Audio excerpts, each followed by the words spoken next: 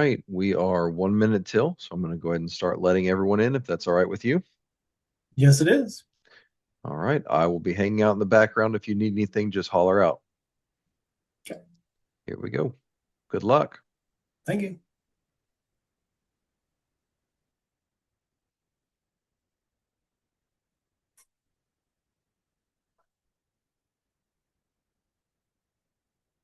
All right. Good afternoon, everyone. Thanks for joining us here. Hopefully, everyone made their way through the room and can see what I'm seeing over here.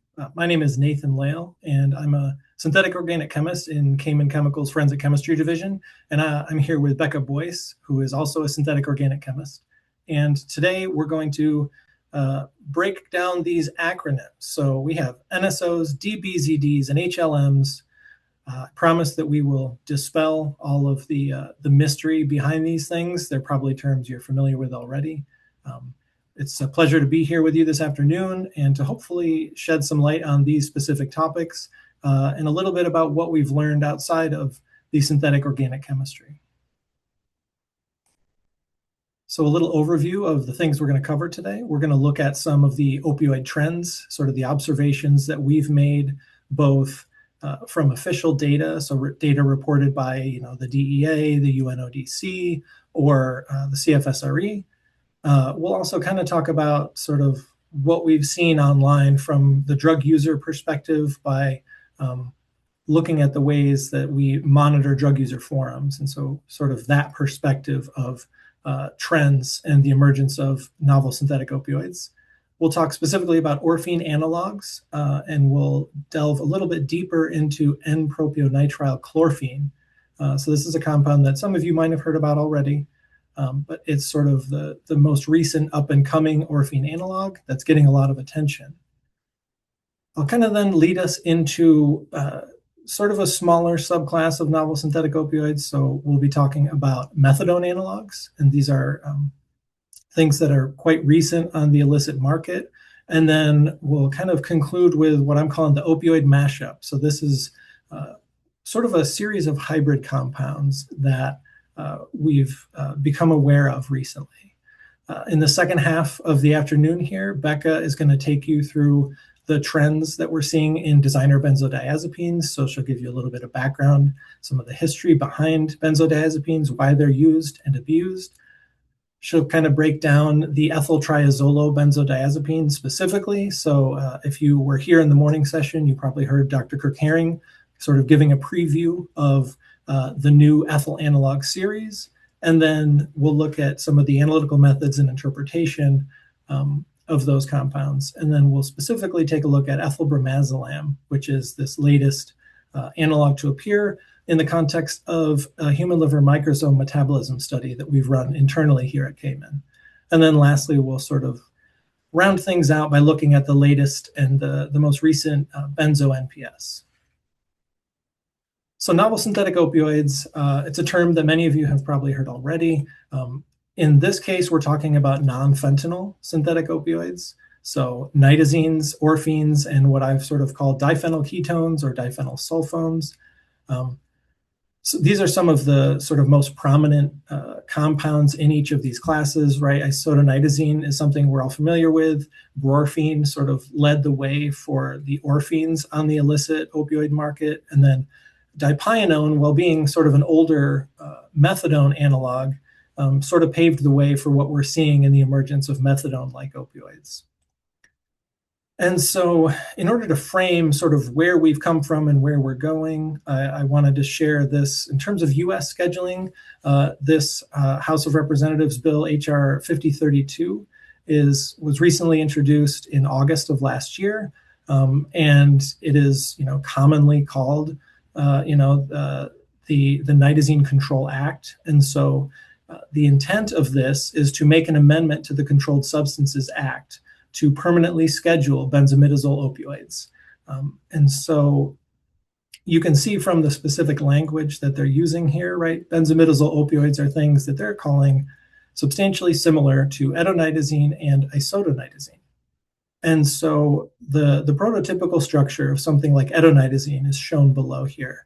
And the core functional groups they're looking to control are the benzimidazole core, which is substituted at the 2 position. In this case, we have our benzyl group. The next functionality that is a key part of the nitazene core structure is this basic nitrogen containing side chain at the 1 position. So that's our diethyl aminoethyl moiety here.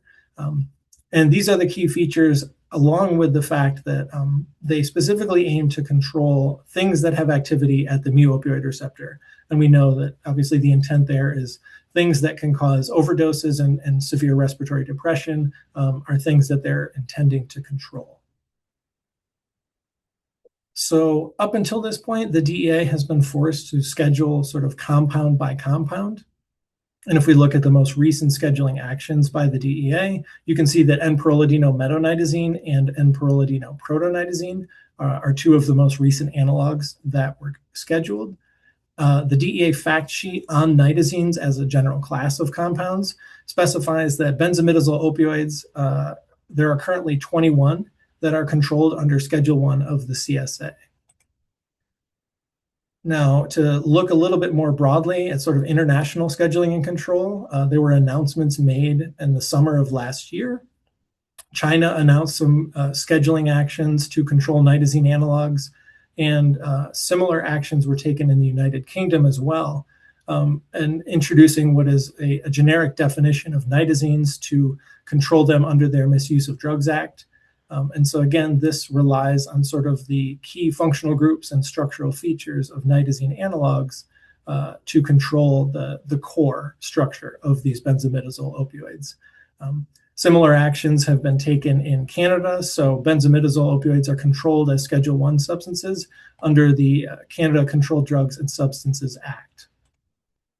If we look at the trends, so these are EU trends coming from UTA, you can see the sort of the emergence of fentanyl opioids coming to sort of a peak in around 2017 and dropping off as we start to see in 2019 and 2020 this rise of non-fentanyl synthetic opioids. And we're specifically looking at benzimidazole opioids. That's sort of the beginning of these compounds outside of fentanyls. Now, I realize that the AP237 compounds and the U compounds, they sort of fall into here as the non-fentanyl NSOs, but really nitazines and now into the orphine classes, those are really most heavily represented in detections of novel synthetic opioids.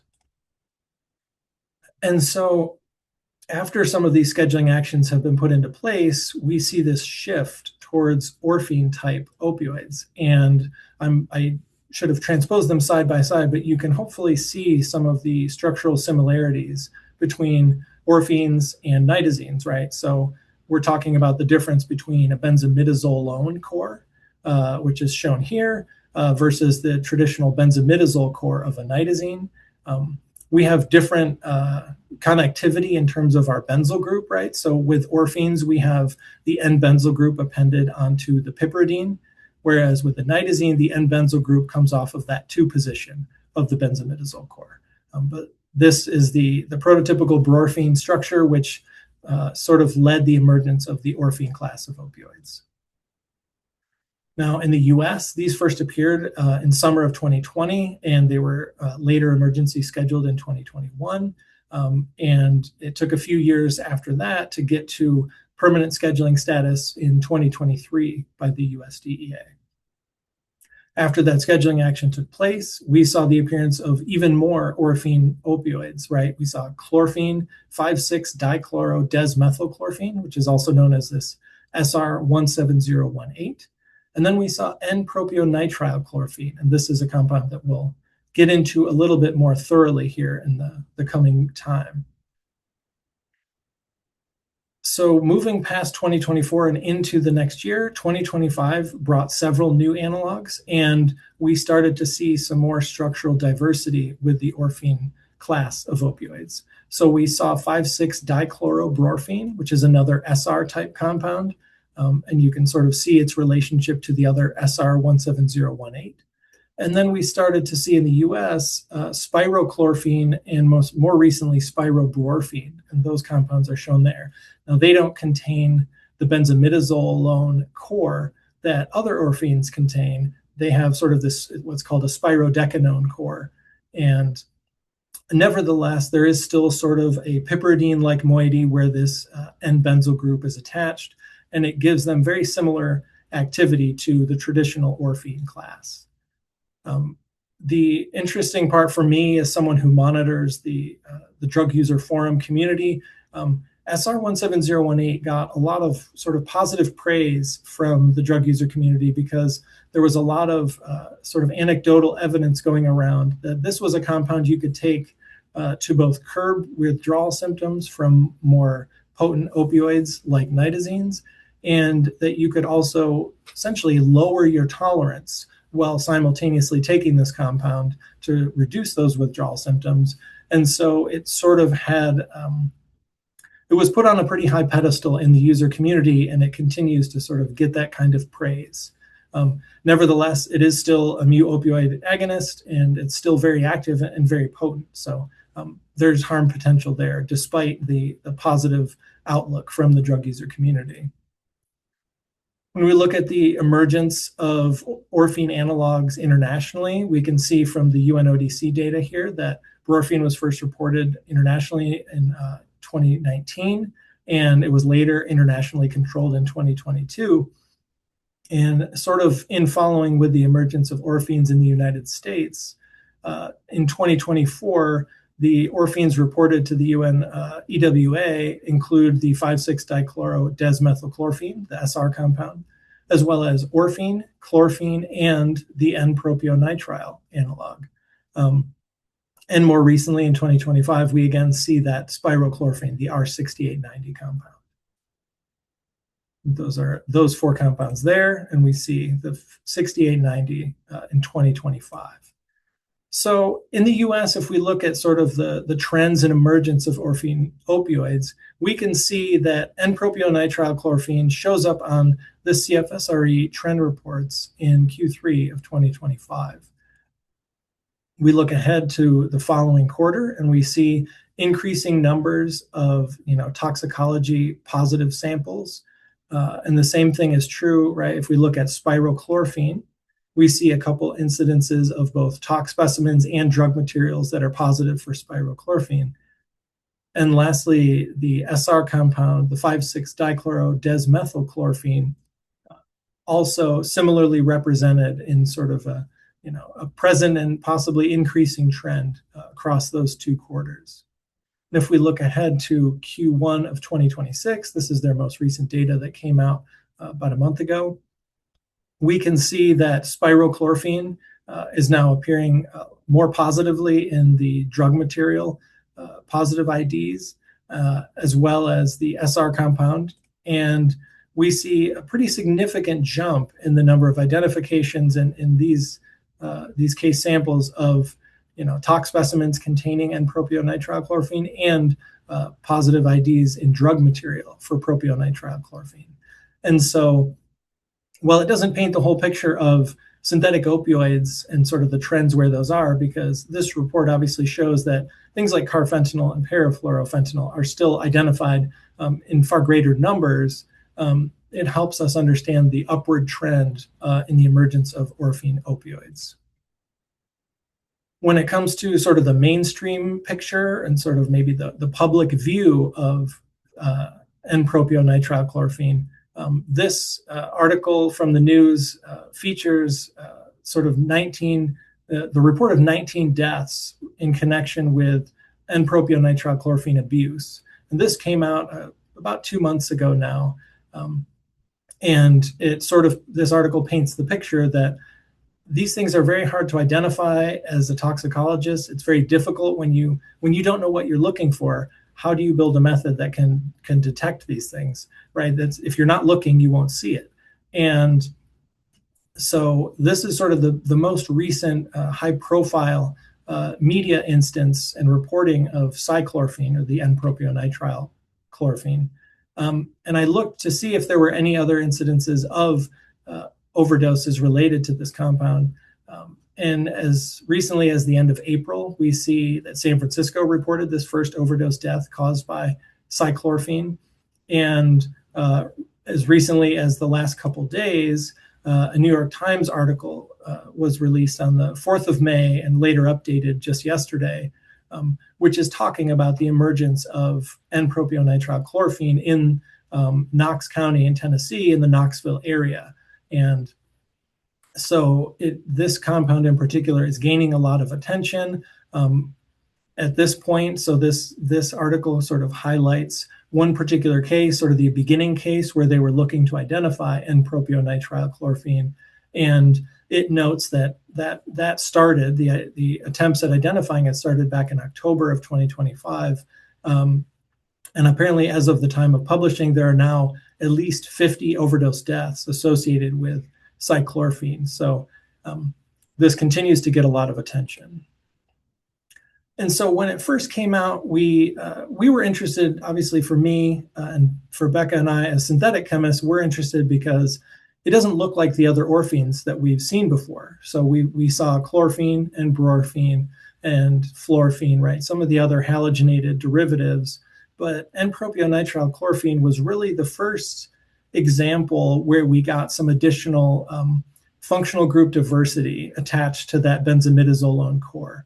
And so that gave us the curiosity and the interest to investigate what happens when you expose N-propionitrile to human liver microsomes. This is our monograph that we put out last year, and it goes through in greater detail than I will today the results of our metabolism study, but I'm using this to hopefully showcase that these efforts to try and understand what these putative metabolites are or could be, they help sort of lead the way, they guide us so that we can help provide toxicologists with the tools they need to do their work, but just for our own curiosity to try to understand, okay, what do we not know about this class of compounds yet?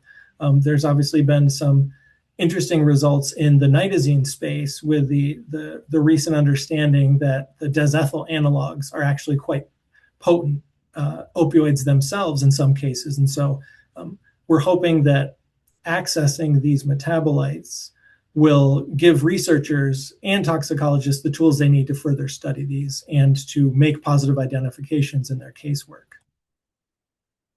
So when we exposed N-propionitrile to our human liver microsomes, we observed the formation by LC-MS of 6 key metabolites. So the top EIC we can see is the parent compound. Metabolite M1 is the debenzylation metabolite. So it would be the loss of the chlorobenzyl fragment off of the piperidine is M1, and that's the earliest eluting of these. Interestingly, we saw what amounted to coelution between 2 hydroxylated metabolites. So M2 and M3, we propose are hydroxylations in different areas of the compound that I'll display in a minute. And then we also identified metabolite M4, which is the N-oxide metabolite. Interestingly, chlorphine itself we detected as metabolite M5. You can see the structure there in blue. And so now we've learned that chlorphine is both an opioid itself that's been used and abused in the illicit drug market.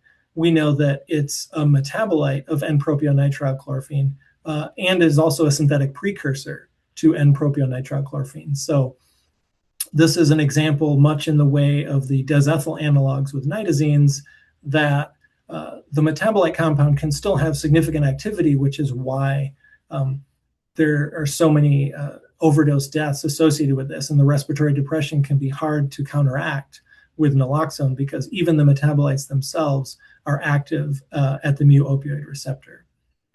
And lastly, our extracted ion chromatogram for M6 identifies multiply oxidized species. So we observed a hydroxylated N-oxide metabolite as well. Here's the data that we obtained for our co-eluting species M2 and M3. We've shown the structures here on the right. So we're proposing, based on the high-res mass spec data, we have some key ions that help us pick out hydroxylation on the chlorobenzyl fragment with this 155 ion in comparison to the 287 ion, which shows loss of that benzyl group, but then we have hydroxylation elsewhere on the molecule, and we're proposing that to be somewhere on the benzimidazolone core. just because through our own internal studies and through looking at the research on human liver microsome metabolism, aromatic hydroxylation is one of the places that we get oxidation on these compounds. And so here's a brief summary. You're welcome to come check out our MPS metabolism monograph. This is for N-propionitrile, and it shows that we get, in this case, 6 key metabolites. The proposed structures of those based on our high-res mass spec data are included here. And I'm using really this just to showcase that putting in the effort to understand how these things metabolize, especially when we encounter novel synthetic opioids with unique functional groups, right? We can't just necessarily infer based on what we know, because there's literature that already exists on the metabolism of brorphine, but it might not necessarily apply in the way we think it does. And there's obviously been some interesting results that have been found when these types of studies are conducted. And so the orphines continue to get attention. You can see on the recent CFSRE scope of testing recommendations, N-propionitrile and the SR17018 both hold the tier 1 spot. They're strongly recommended for adding to your methodology. And then in the tier 3 compounds, we see spirochlorphine and 5,6-dichlorobrorphine as well. So things to consider adding to your methods if they're not already part of that. Now, I mentioned that we're going to also talk about a smaller subclass of opioids, the methadone analogs. And I've included the sort of the prototypical methadone analog here, dipionone, because this is really the first methadone analog that showed up on the illicit market. But there's a couple other compounds that are supposed to behave similarly to methadone and dipionone as well. And you can see in this Q4 CFSRE data from 2025, we do see the emergence of DPP26, which is N-piperidonyl methadone. And then we also see methadone, right? IC26 is another name that it goes by. And so while they don't represent a significant number of identifications in compared to some of the more prominent opioids or nitazines for that matter, these are things that are still there in the background. And if you have things that you're not quite sure what they are, if you haven't identified them yet, and maybe they're not considered the major component, these things could be getting by. And so for reporting and tracking, it might be worthwhile to look out for analogs of methadone. And dipionone, interestingly, made an appearance in the Q4 data as well, despite having emerged at least a couple years ago now. When we look at the Q1 2026 data, we can see that methadone is still present, a couple more identifications over the previous quarter's data, but we continue to hear about these. And in an effort to understand sort of what are they, how potent are they, I tried to dig in a little bit of the literature to identify sort of what do we know about them so far, because again, these are things that haven't been studied yet. So we don't know necessarily what their exact activity is or what they metabolize into. And so this JACS paper from 1948 looks at a series of what they call, I guess, benzyl hydrosulfones, right? So these are methadone-like compounds. And they specifically synthesize these two analogs. So you can see this compound under the blue line is the methadone, which has the NN-dimethylamine group. And then right underneath that is the piperidonyl version. And so what we see from their data, the activity column on the far right, that shows the 3+ signs, which indicates that these are approximately equipotent with methadone. And so while they don't carry the same weight as some of these other novel synthetic opioids that are, either as potent as fentanyl, sometimes 10 or even 100 times more potent than fentanyl, these are things that people are using to potentially get off of stronger opioid use. And so these are things that could be detected in toxicology samples if someone is using these compounds in conjunction with stronger opioid use. Now, I mentioned for the sake of the human liver microsome studies that we've been trying to conduct in-house here at Cayman, methadone represents another class of compounds that we don't really know a lot about. So we know about methadone and how it metabolizes by demethylation and then cyclization to give us EDDP, but the same isn't necessarily true of methadone. And so in an effort to try and sort of do the thought experiment, I'm sort of proposing that metabolites of methadone could look like the N-demethylation metabolite. We could have ring hydroxylation or multiple ring hydroxylations occurring on the diphenyl groups. And N-oxidation is another possibility for the metabolites that might be detectable when methadone is consumed. But again, this is another case in point for human liver microsome metabolism studies to help inform us what to look for in authentic tox samples. So I also mentioned the opioid mashup, and this is now, hopefully, if you're familiar at this point with the core structure of orphines and what methadone and methadone analogs look like, I'm going to talk about this hybrid class of things that are sort of a mashup of these two. And so some examples are shown here. We have etodizitramide, cyetodizitramide, and bizitramide.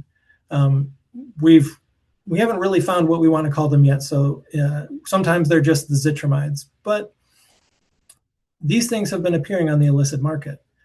So cyetodizitramide is one example of something, and you can see right away its similarity to N-propionitrile chlorphine. It showed up in March of 2026 on a site that sells directly to users. And I've highlighted in red the similarity between methadone and cyetodizitramide, and then you can see the N-propionitrile chlorphine portion of that compound here as well. This is, potentially out there based on it being available on the internet. We don't know for sure, and I haven't. If you've come across anything that looks like this, definitely reach out to us. We've already talked this morning about the value of sort of sharing intel and working together to try and identify new compounds. And so if you have unknowns, obviously reach out to us and let us know, because we're always trying to keep an eye on the illicit market and sort of pair that with actual analytical data to help us identify what these are. This compound is potentially as potent as carfentanil, according to some not really anecdotal evidence, but sort of unpublished study type thing where people that have studied these classes of compounds sort of claim that these could be highly potent compounds. Something like etodizitramide, the structure I showed previously as well. This was first offered online at the end of last year, and it was detected in the Toronto area drug supply recently. So this was an alert that they put out for Ontario's opioid supply. So their first detections of etodizitramide alongside with cyclorphine, or the N-propionitrile, reported alongside this nifopam compound as well. So these new hybrid opioids do seem to be making their way into the illicit drug supply and are being identified. And I want to show you just the core features that make these both similar and distinct from traditional orphines. So we still have the piperdinyl benzimidazolone core, which is shown in orange. We have different modifications, N3-alkyl and N3-acyl modifications. I've shown you a few of those with the cyetodizitramide here, and the bizitramide as well, which has an acyl group attached at the N3 position. And then you can see the diphenyl propyl moiety as well, which is the methadone-like functionality. And so we don't know how these metabolize either. These are even less studied than something like methadone. But we can sort of make inferences, as I mentioned, with the value in our propionitrile chlorphine study. We can try to infer what the key metabolites might be. And so cyetodizitramide could undergo a couple of alkylations to lead us to two different compounds. Benzimidazolone dealkylation, so the loss of the propionitrile moiety, could lead us to etodizitramide, further driving home that point that the metabolites themselves are potentially as potent or nearly as potent as the parent compound. We can also get piperidine dealkylation, so the loss of the diphenyl propyl moiety to give us this N-propionitrile orphine. again, these are just starting points for supposed metabolites of cyatodizitramide, showcasing that this could be a valuable compound to study in the near future. And the last series of compounds we're going to get through here are the newest analogs that, again, methadone-like, orphine-like, or in this case, spiroorphine-like. R5260 showed up in March of this year. This is a spiroorphine methadone hybrid compound. And this has been sold on direct-to-user websites and compared with norpipinone. So you can see the structural similarities between these two compounds here. R4066 showed up in March of this year as well. And it doesn't have that spirodecanone core the way the other spiroorphines do. But you can see that these analogs are being marketed to users and they could start appearing in casework. And lastly, when I alluded to different alkyl modifications, we're talking about, in this case, analogs of SR17018. So in my time investigating the drug user forums and direct-to-user websites, I came across some Reddit posts in February of this year where some users were speculating on this very generic EA SR17018 and EP SR17018. Initially, these were believed to be possibly just an ethyl acetate, a solvate type compound. But later research into these compounds led us to identifying a direct-user website that actually provided these structures.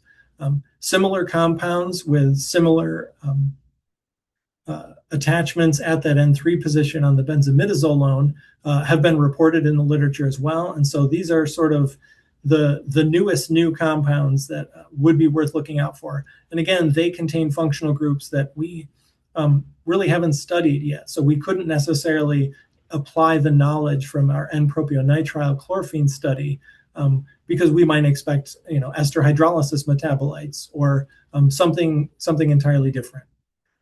And so hopefully I've shared a little bit, hopefully not too much, about the novel synthetic opioids that have emerged recently and sort of showcase the importance of investigating the metabolism of those compounds.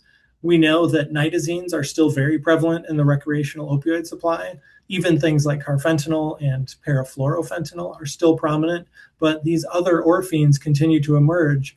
The subclasses, the spirocyclic analogs and benzimidazolone alkylated analogs are things that continue to appear. We've added further complexity to your casework when it comes to unknowns when we have even less known opioids like methadone analogs. And these things aren't well studied. And so we don't really know what to expect on the toxicology end when you're analyzing your samples. And some of the recent opioids that contain functionalities of both of these sets of compounds make things even muddier. And so we know that the orphine scaffold has a lot of possibilities for modification. I've included 5 of the possible sites, and we've seen analogs in all of these areas, and it's possible we could even get multiple substitutions on the benzyl ring. So the R2 position down there, we could get ortho, meta, and para substituted analogs. And so we need to continue to study this class of compounds as they continue to emerge on the illicit market. I appreciate your attention so far, and I'm going to hand it off to Becca, and she's going to lead us into the latest and greatest in the emerging ethyl analogs of triazolo benzodiazepines.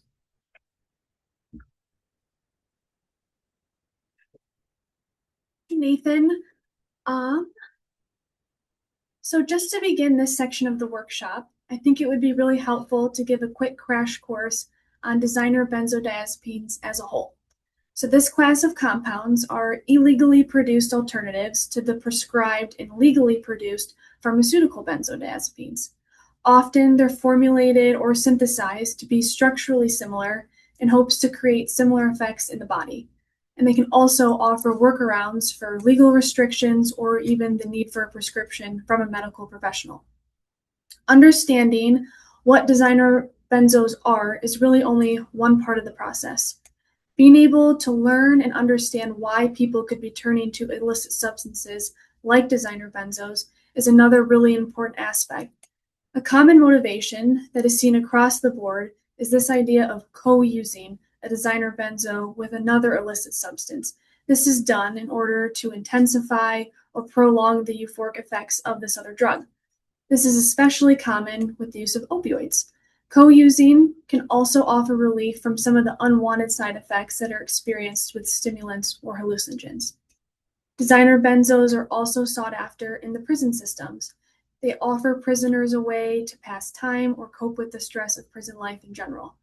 Designer benzos were the most frequently detected drug amongst people leaving Scottish prisons in 2023, specifically being able to identify tizolam, flubrorazepam, and bromazolam as the most common.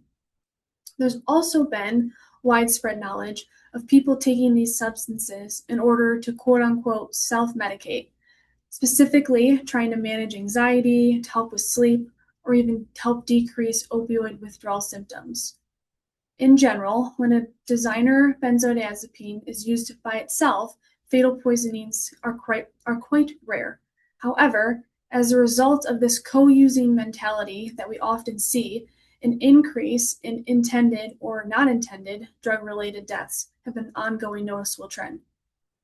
An example to show this trend can be seen out of Scotland. A review on trends in the benzodiazepine use was executed on behalf of the Scottish government that showed designer benzo's involvement in drug-related deaths rapidly increased from 6% in 2015 to 63% in 2021. And one specific designer benzo, bromazolam, had its involvement in drug-related deaths go from 0% in 2021 to 36% in 2023. The chart on this slide from the United Nations Office on Drugs and Crime from July of 2024 offers a bigger picture look at how sedatives and hypnotics relate to other classes of NPS compounds. It can be seen that the majority of reported NPS across the three main toxicology cases, so postmortem, clinical admission, and drug driving incidents, are benzodiazepine type substances. So all in all, this information points to an evolving trend seen across different countries and regions showing an increase in designer benzodiazepine abuse. On this slide are some examples of different designer benzodiazepines, along with their parent compounds. The purpose of displaying the parent to analog link is to show the regulation to emergence timeline from one to the other. Ethylbromazolam, which is the ethyl analog of bromazolam, was identified on the recreational market in January 2025, after its parent bromazolam was regulated in July of 2024. Ethylflualprazolam is the ethyl analog of flualprazolam, and it emerged in December of 2025, after the regulation of its parent flualprazolam in July of 2023. Similar trends can be seen for pinazolam as well as fluoprazolam. The way this slide is set up allows you to see a common trend seen in the benzodiazepine space. When a regulation goes into effect, oftentimes the results are the emergence of analogs of already known benzos or analogs of other designer benzos that are already on the market. The designer benzo that we will have the main focus be on for the remainder of this presentation is ethylbromazolam. On January 17th of 2025, the Welsh Emerging Drug and Identification of Novel Substances Project, which is a Welsh drug testing service, received a sample that was purchased off the illegal market that was sold and labeled as diazepam. However, upon testing this sample, a new novel benzodiazepine was detected, ethylbromazolam. Upon this first detection, there's really only been a steady increase in identification of ethylbromazolam in samples originating across the UK and beginning to spread to other regions as well. This slide offers a broad overview of different hotspots and locations that ethylbromazolam has been successfully identified.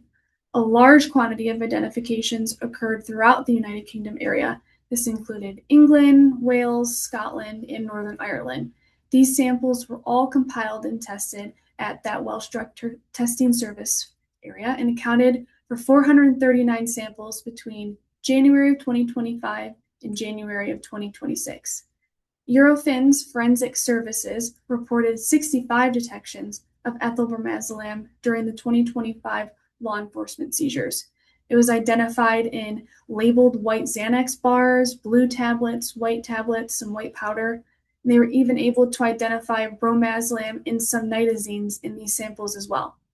You can see in the box highlighted in red on the left, the list of identifications throughout the UK goes on and on.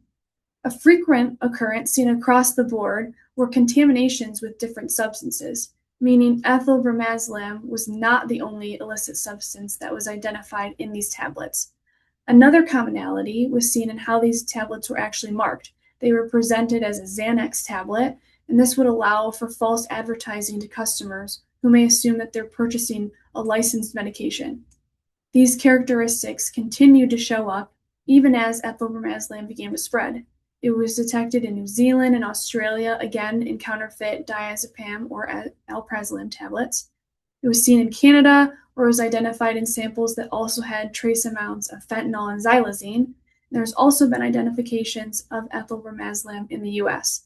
The CFSRE reported 25 detections in the final 2 quarters of 2025.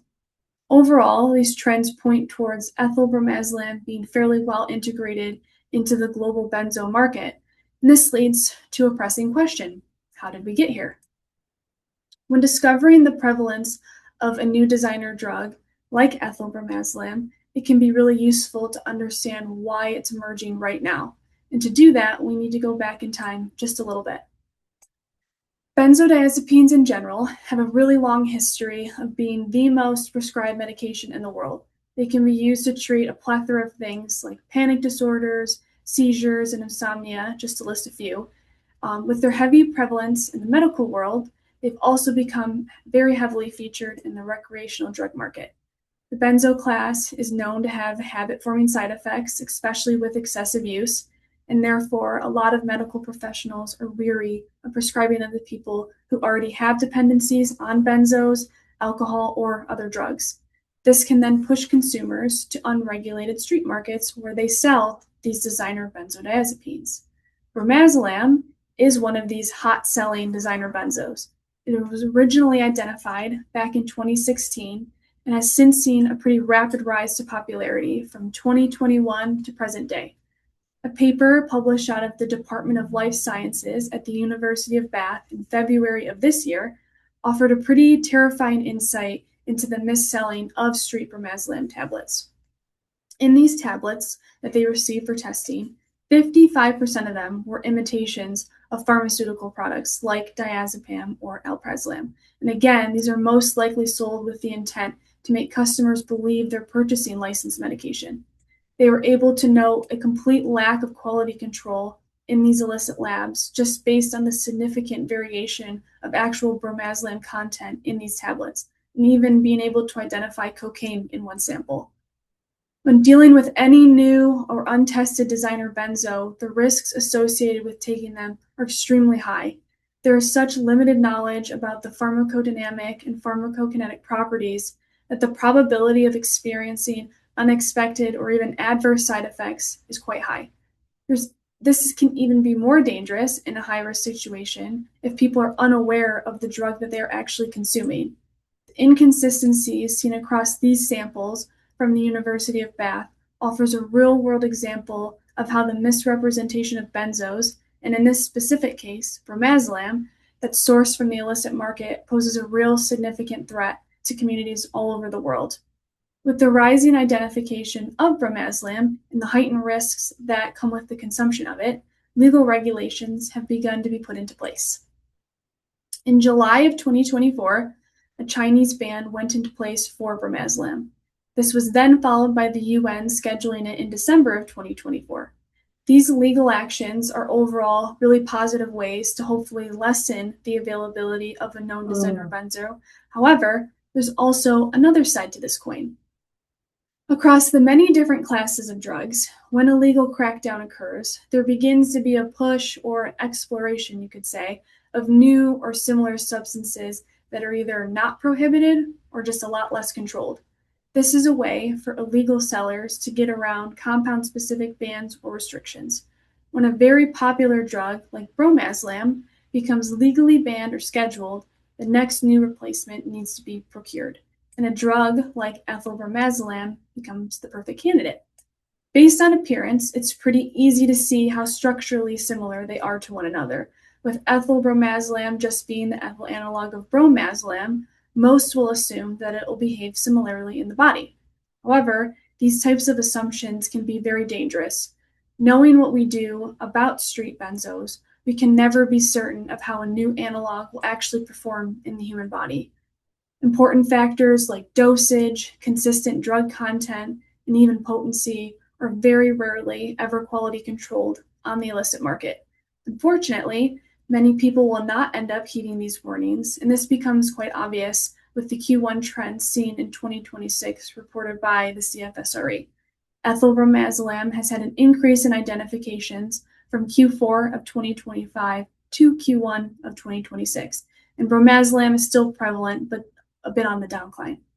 It's also important to note that as of March 18th of this year, the DEA has officially scheduled bromazlam, placing it into the Schedule 1 under the Controlled Substances Act. This will hopefully decrease the trends of bromazlam further, but it then would be no surprise to see ethylbromazlam trends continue upwards as it begins to truly take bromazlam's place.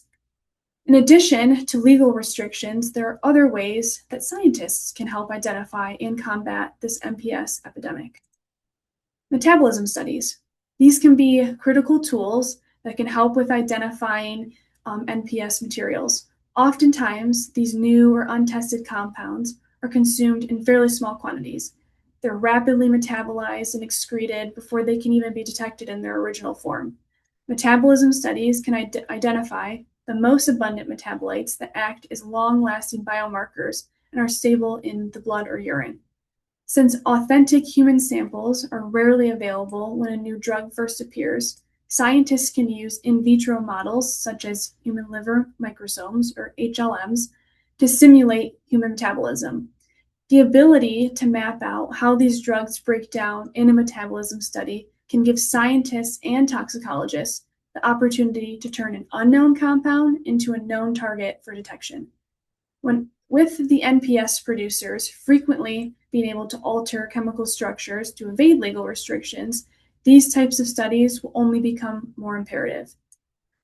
For triazolobenzodiazepines, like seen on this slide, flubromazlam and alprazolam, metabolism studies have actually already been completed and offer a really good reference for structurally similar benzos.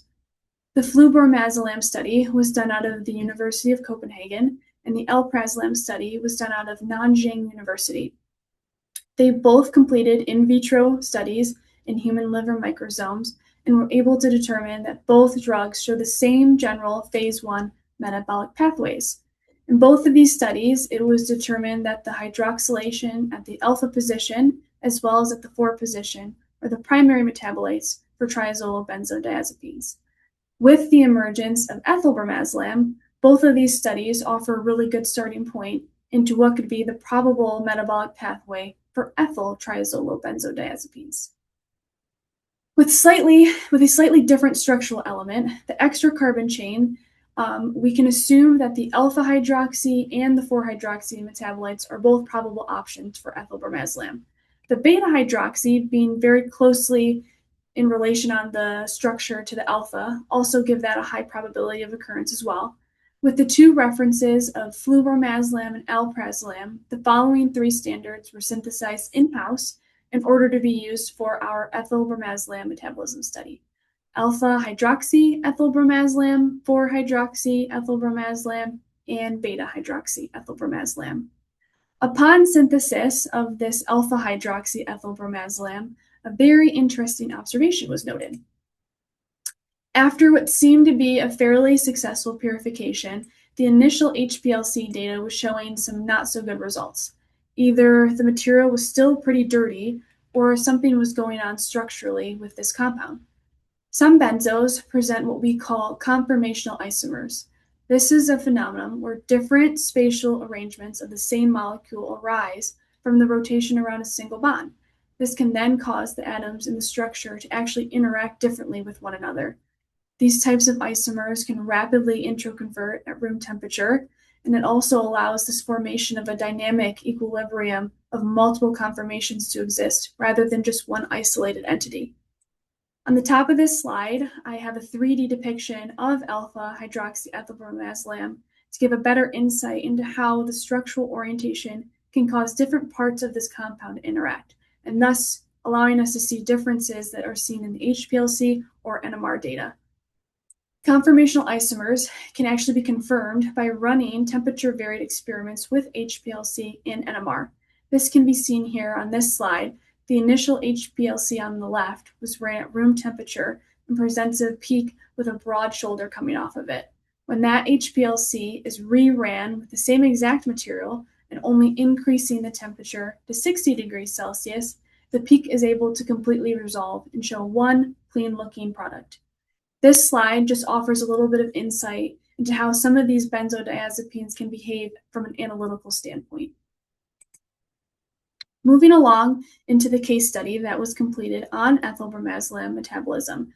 Just to give a quick recap, the references that were reported on metabolism of very similar compounds, flubromazlam and alprazolam, were very useful to help determine common metabolites to look out for, and also give us guidance for the selected synthesized standards.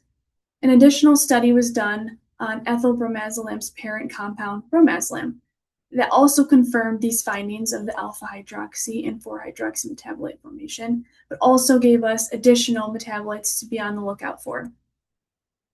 Metabolites resulting from dihydroxylation, oxidative deamination, and combinations of the two were published in a paper for metabolism on bromazlam out of a university in Germany.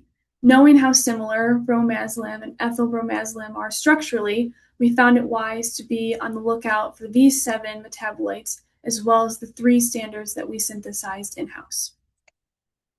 The metabolism study had a main goal in identifying the potential phase 1 metabolites of ethylbromazlam.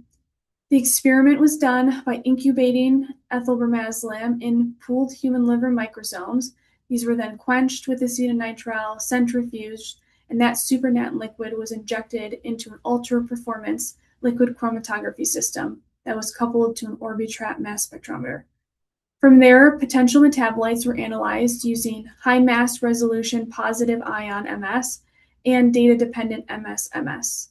The accurate M/Z values, retention times, and the MS-MS fragmentation data were all used to identify the presumed metabolites formed during the incubation period.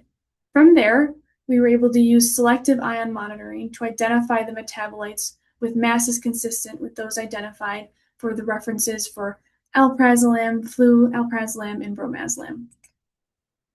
In order to have necessary comparison data, mass spectra were obtained for each of the standards that we started with, starting with ethylbromazlam. The key fragment ion signals that were noted were 288, which is consistent with the loss of bromine, 339, which shows the rearrangement of the 1,4-diazepine ring into a 5-membered ring, and at 367, which would represent the mass of ethylbromazlam plus H. On this slide, I'm showing the mass spectra of the synthesized alpha-hydroxy ethylbromazlam standard. The spectra also shows 3 key fragment ion signals. At 383, shows the hydroxyl protonation fragment. 365 shows the loss of the hydroxyl group, and 355 is the fragment that's consistent with the opening of that 1,4-diazepine ring. These 3 fragment ion signals were all consistent with the reference standard that we had for alpha-hydroxy alprazolam, so we were in good shape. Moving on to the synthesized 4-hydroxy ethylbromazlam standard. 3 key fragment ion signals were also identified for this standard. At 383, the hydroxyl protonation fragment was seen. 365 shows the loss of the hydroxyl group, and at 338, it's consistent with the rearrangement of that 1,4-diazepine ring into a 5-membered ring. And again, all of these key fragment ion signals were similar in fragmentation pattern to that of what we observed in our reference for 4-hydroxy alprazolam. Finally, on this slide is the synthesized beta-hydroxy ethylbromazlam standard mass spectra. This standard, unfortunately, does not have a known comparator. However, the mass spectra displays fragmentation similar to that of the alpha hydroxyethylbromazlam. The fragment at 383 again shows the hydroxyl protonation, 365 is the loss of the hydroxyl group, and at 355 shows the opening of that 1,4-diazepine ring. Upon completing the actual metabolism experiment, the data was ready to be extracted and analyzed.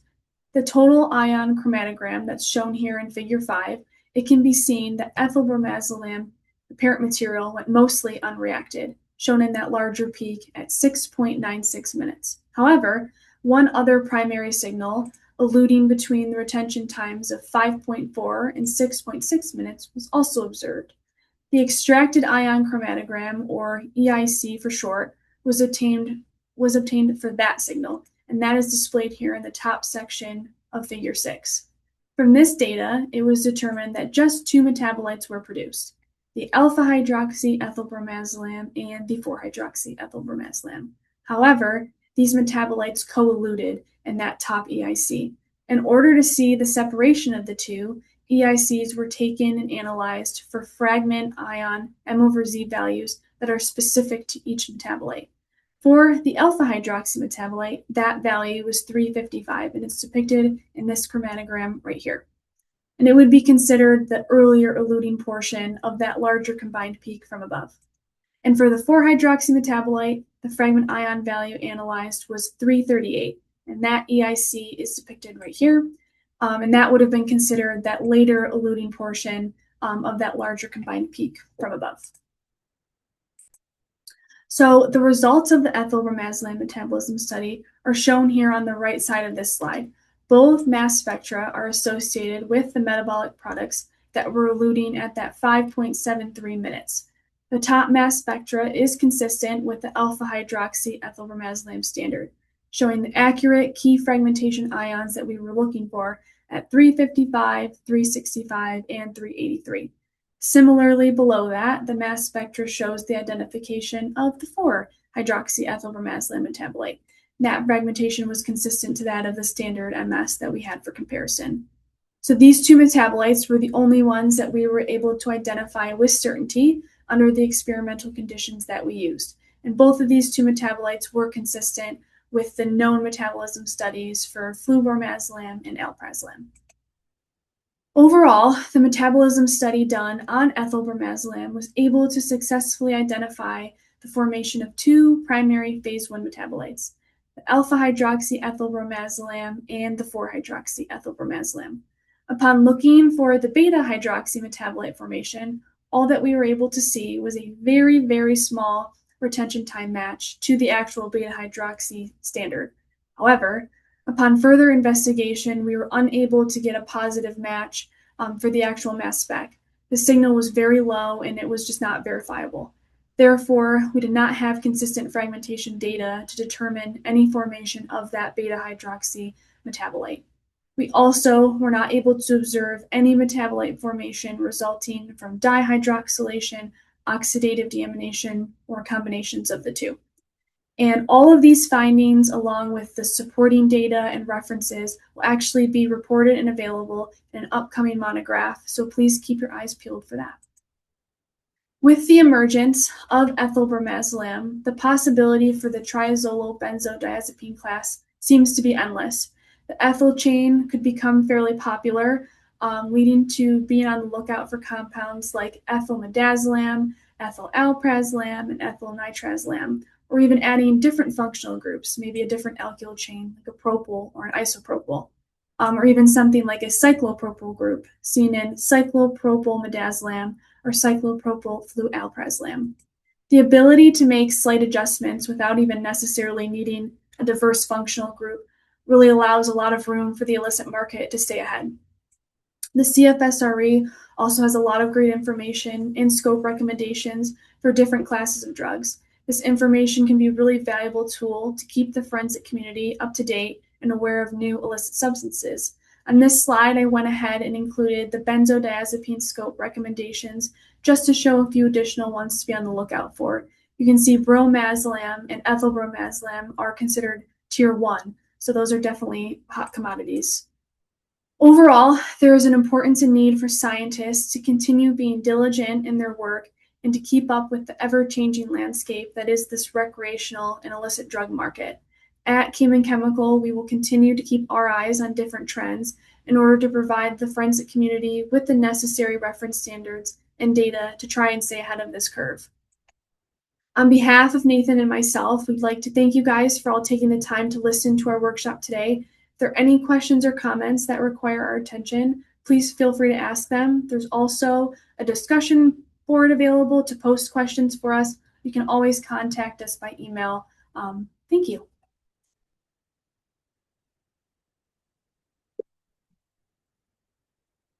Now we can jump in and take a look and see if we can find the chat. I'm not sure if there are any questions there, but I'd be happy to take a look.